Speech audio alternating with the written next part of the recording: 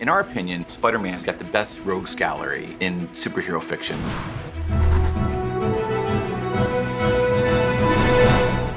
When we look at reimagining a Spider-Man villain, we look again what's classic about the original design, and also how do we tie it into our narrative.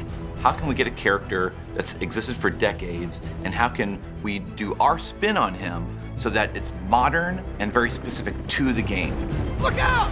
Electro's probably one of my favorite villain designs. And it was one of those things that I looked at his design, I'm like, the green and the yellow are iconic, so we should definitely keep that. In our Electro's origin, what if his face got scarred? But they're not just randomly all over the place. They're actually in the shape of the starfish mask.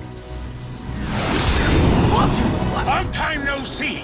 Vulture was one of those that we knew we wanted because he could fly, and that presents a really fun challenge for the player. What I really love about Vulture is that classic green that he has, but also modernizing his suit. So we actually gave him a flight mask, and if you look at it really carefully, it's shaped like a vulture's beak. Rhino is the one-man wrecking machine. Pure strength, pure anger, just wants to get out of that suit by any means necessary.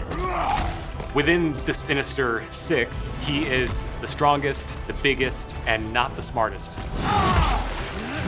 What Scorpion does for Spider-Man is he challenges him not only in his speed, but also his traversal. But what makes him most interesting is that big, huge, long tail.